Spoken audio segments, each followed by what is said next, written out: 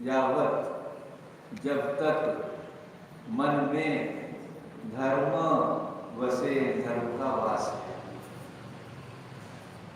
जब तक धर्म का वास है अतिशय रूप से, तावत हंता न हंतो अपि। कितना सुंदर बात है।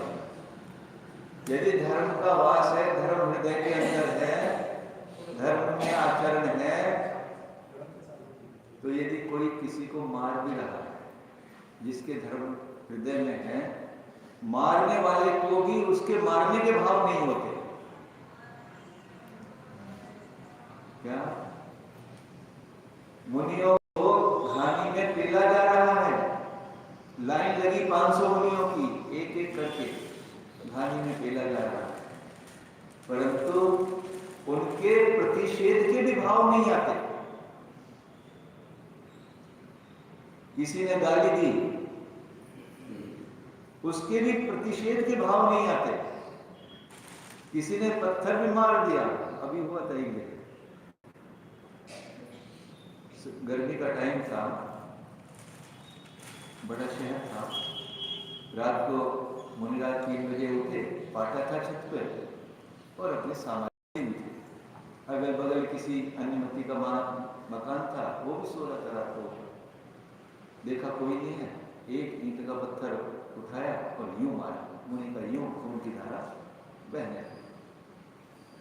और स्थिर हो गए, वो होने दो। और अभी की बात है, 2-3 साल 4-5 साल पहले, और खून की धारा। सुबह हुआ, दर्शनार्थी दर्शन करने के लिए आए, क्या हो रहा, यानी उनके उसको कि बाहर से कोई पत्थर मारा, किसी ने क्या किया, ये प्रतिषेध बताने के भी भाव नहीं। क्यों? धर्म हृदय में था। धर्म जहां हृदय में रहता है तो मारने वाले को भी मारने के भाव नहीं होते। जब मुनिराज विचरण करते हैं, कैसी कैसी, अभी हम 2-3 साल पहले की बात है, वहां जा रहे थे, अच्छे होली का टाइम था, लखनऊ से आ रहे थे, तो होली का टाइम था, तो आंवला एक जगह है क्षेत्र के पास में, बाजार में से पूरा संघ निकल रहा था। किसी एक ऐसे ही मुसलमान था, कौन था व्यक्ति ने, उसके पास आर्टिफिशियल एक तमंचा जैसा था, जिसको रिवॉल्वर कहते हैं। रिवॉल्वर तो पक्का हो गया, वैसे बच्चों का खिलौना जैसा, उसने छुड़ा दिया तो महाराज जी के पैर में पत्थर घुस गया, उसमें से निकला हुआ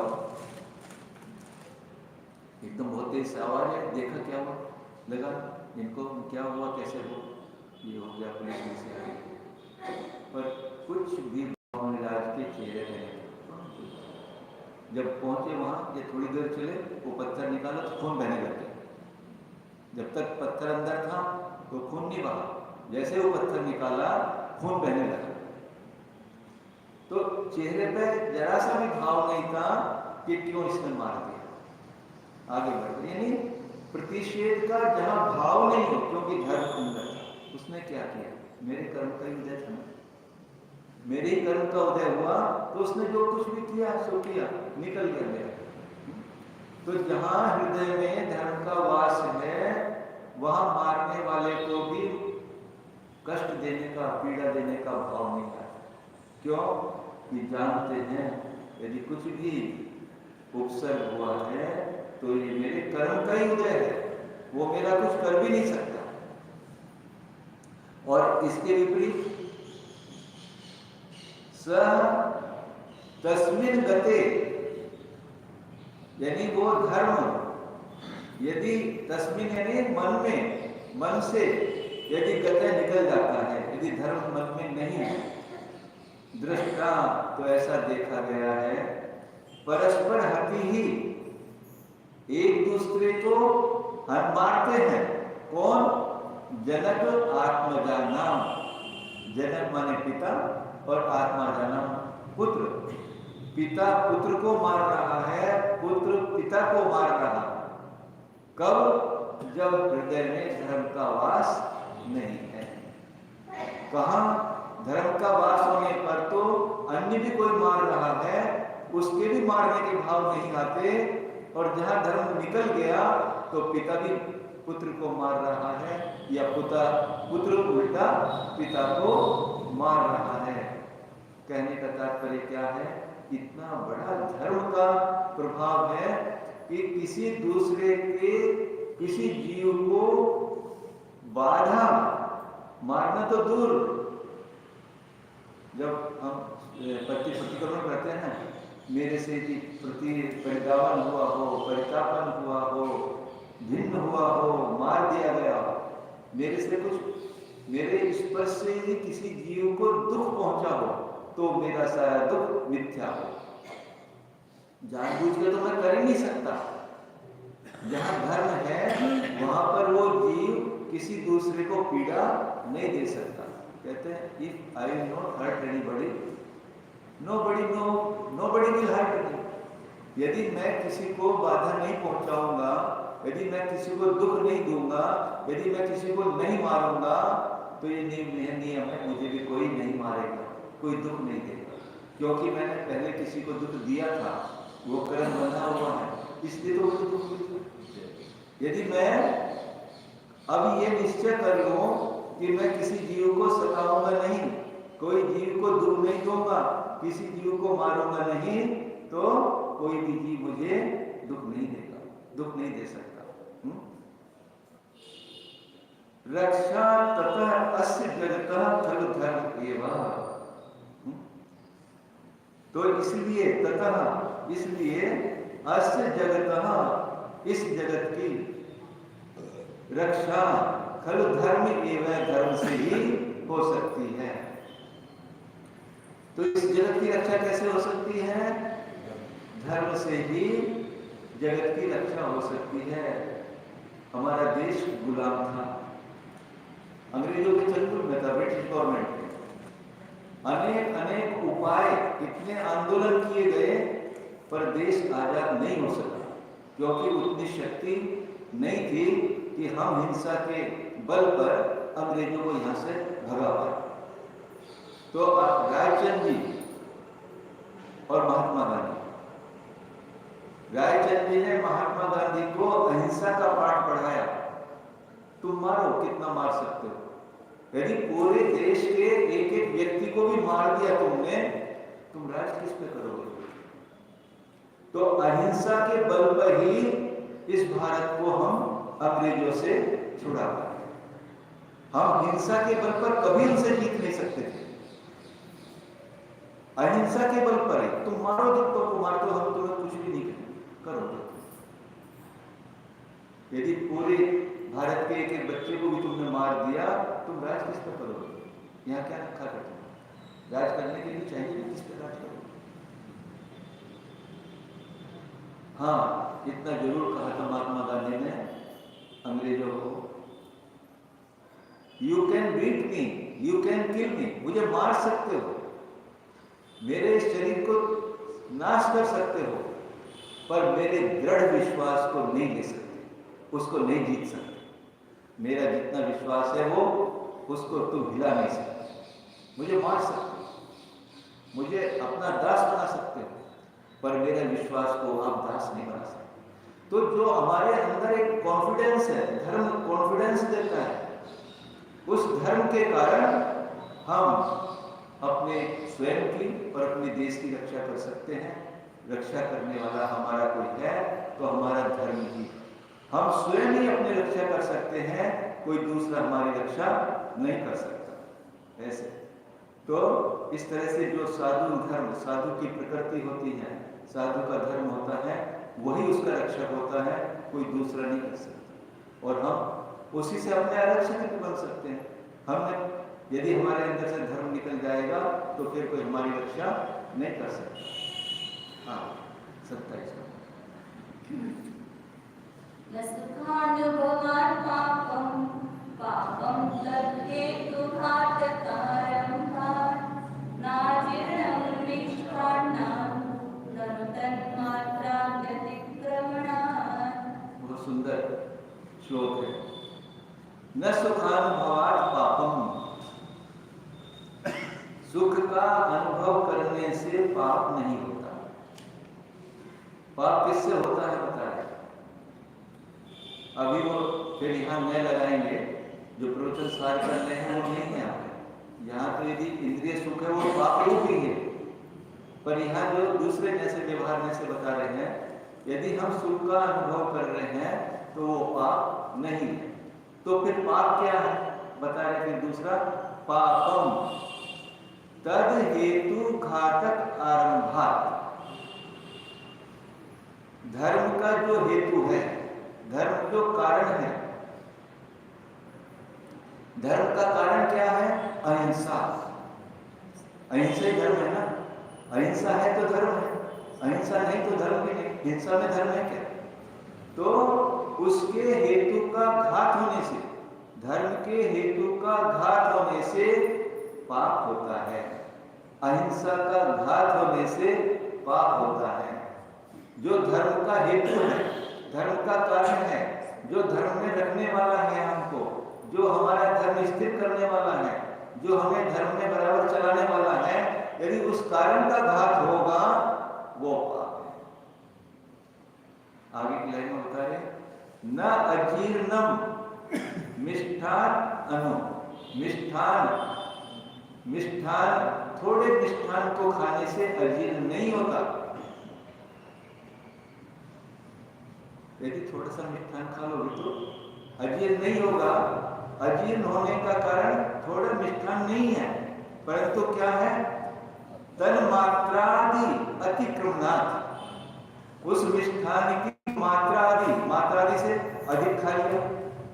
यदि अधिक मिष्ठान खा लोगे तो हो जाएगा, या बेसमय अन्य समय में खाओगे, जैसे कि वो समय नहीं खाने का था, समय निकल गया और अधिक खा रहे हो, या भोजन का समय कुछ था, रात्रि में 12 बजे भूख लग गई तो खा रहे हो, कभी भी खा रहे हो, वो अजीर्ण करेगा। या अवस्था, बुढ़ापे में जब वह बढ़ती है तो भोजन करना चाहिए। ये नियम है प्रकृति का। प्रकृति का नियम क्या है? 60 वर्ष से ऊपर जैसे बढ़ते जाए, जो आप यौवन अवस्था में भोजन करते थे, उस समय जैसे जैसे अवस्था बढ़ती जा रही तो शनै शनै धीरे धीरे भोजन कम होना चाहिए।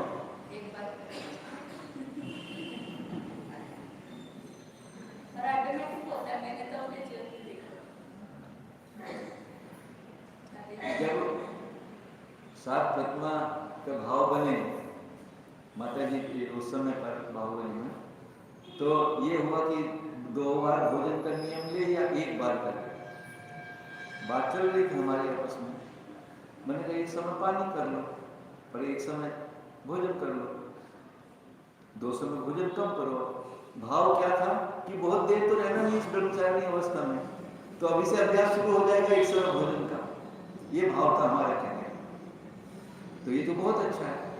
तो एक समय पानी, उसी समय से उसी दिन से एक समय पानी और एक समय भोजन चालू हो गया, और ये करीब हमारा 1 वर्ष तक तो चला।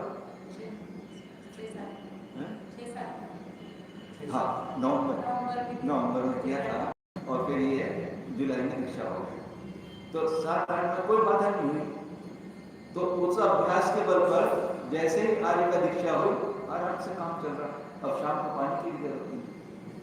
तो यानी कहने का, जैसे अवस्था के अनुसार यदि आप अधिक भोजन करोगे तो वो भी आपको अजीर्ण करेगा। और यह प्रकृति, मनोज पाटिल कहते हैं कि 40 साल के बाद तो फिर तो आपको आर्य का बनने में, मुनि बनने में आसान है। लोग तो कहते हैं कि रात्रि को पानी नहीं पिएंगे तो मर जाएंगे, काम नहीं चलेगा, दवाई लेने, जितने बहाने।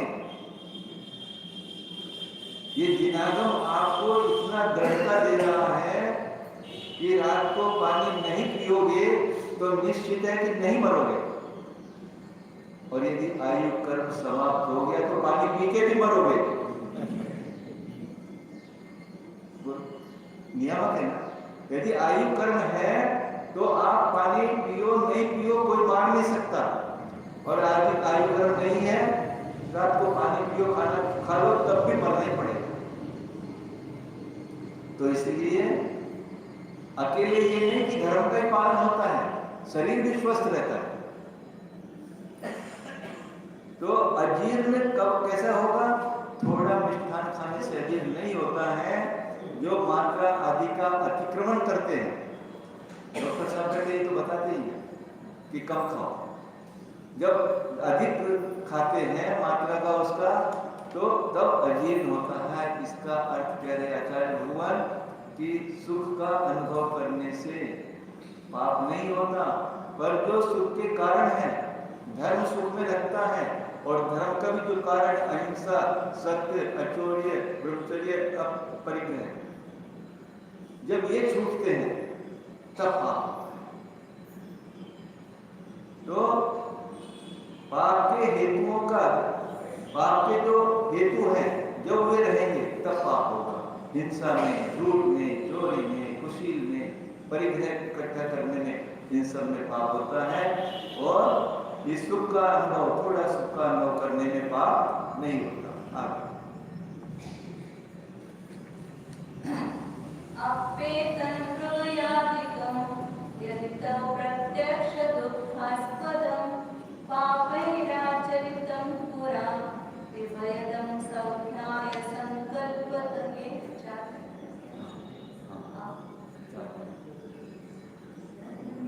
अप्येतन्मृगयादिकं यदि तव प्रत्यक्ष दुःखास्पदं पापैराचरितं पुरा विभयदं सौख्याय संकल्पत।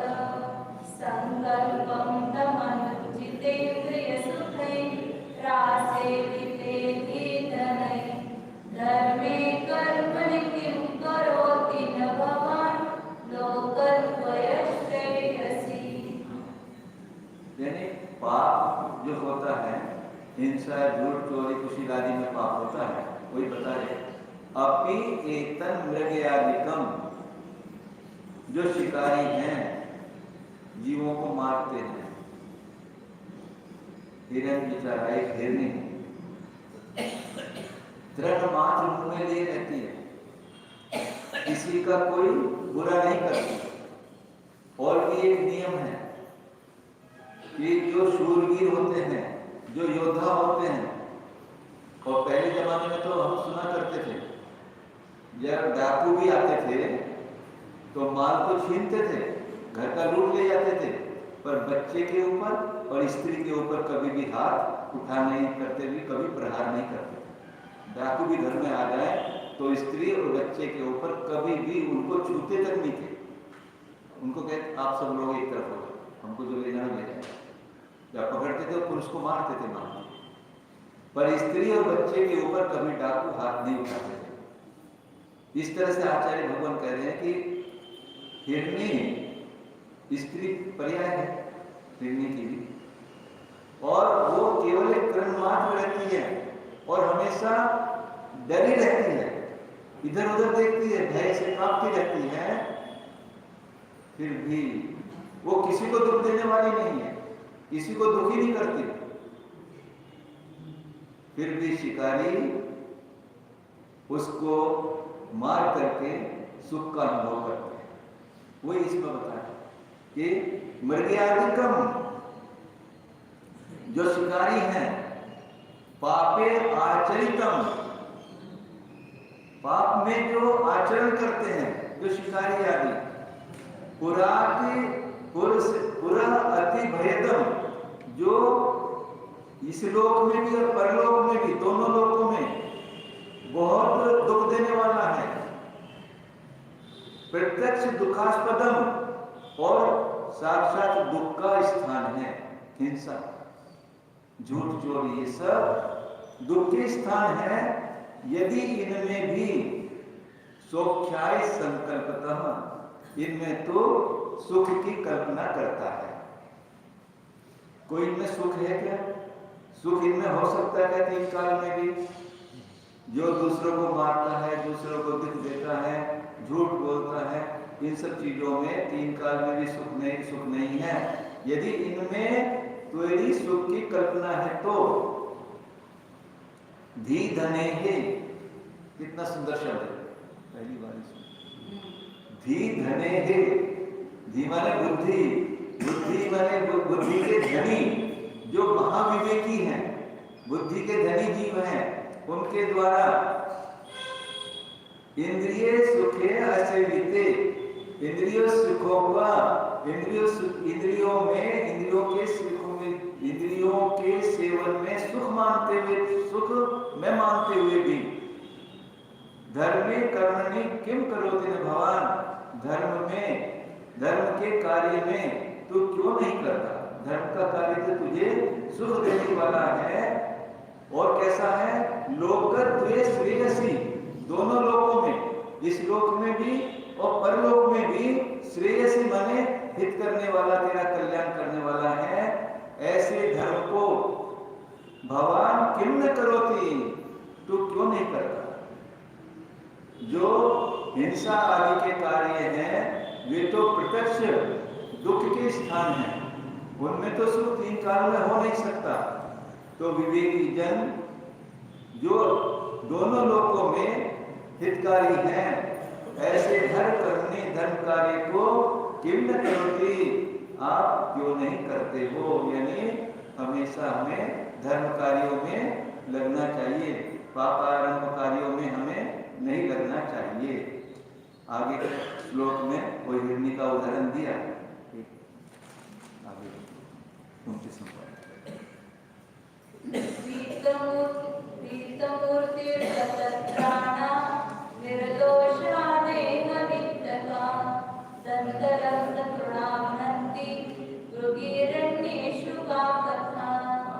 गीत है, मृगी हिरणी कैसी रहती है? भैंस है जिसका शरीर कांपता रहता है। गत त्राणा, त्राण कहते हैं रक्षा को, जिसका कोई रक्षक नहीं है। गत त्राणा, जो इसका रक्षक नहीं है कोई। निर्दोषा, निर्दोष है, किसी को कुछ भी नहीं कहती, किसी को मारती नहीं, कुछ नहीं कहती है। देहे वितक्तः, देहे वित्त का, यानी देह मात्र ही जिसका धन है। हमारा धन तो बहुत कुछ है, ये है, ये है। हिरणी के पास तो कुछ भी नहीं है, देह ही मात्र उसका धन है। दंत लग्न तृणा, और कैसी है? ये तृण मात्र अपने मुंह में लिए हुए है और कुछ भी उसके पास नहीं। घनंती मृगी, जो किसी को कुछ भी नहीं कहती, निर्दोष है, ऐसी मृगी को भी घनंती मार देते हैं। अन्येषु क्या कथा, और जो ऐसे निर्दोष को भी जो शिकारी मार देते हैं, जो दोषवान है, जैसे सिंह है मान लीजिए, बहुत क्रूर होता है, भयानक होता है, या और भी जीव सांप वगैरह होते हैं, वो भी काट लेते हैं, दूसरों को मार देते हैं, पर ये हिरणी तो बेचारी किसी को कुछ नहीं कहती। ऐसी निर्दोष को भी जो शिकारी वगैरह मार देते हैं, तो फिर अन्य की क्या कथा? अन्य को तो मारेंगे ही। तो आचार्य कहते हैं कि किसी के भी घात से कभी सुख नहीं हो सकता। सुख है या धर्म है तो हिंसा, झूठ, चोरी, कुशील आदि में धर्म नहीं है, अहिंसा में ही धर्म है। तो ऐसे धर्म में ही हमें अपने इस जीव को धारण करना चाहिए। हम इस धर्म धारण करके ही हम अपनी आत्मा का कल्याण कर सकते हैं। बोले आचार्य गुरुदेव सुंदर सागर जी महाराज की जय। जावानी के ज्ञान से सूझे लोकालो, तो वाणी मस्तक नमो सदा वेद हो दो। एवं जो अनंत हित गुरु से दया धर्म पालो सदा, यही मुक्ति का पंथ। अथ पौराणिक स्वाध्याय कृष्णा मंत्र के पूर्वाचार्य में सकल कर्म का भाव पूजा अपना सब में तो सिद्ध होके कार्य सर्व करो।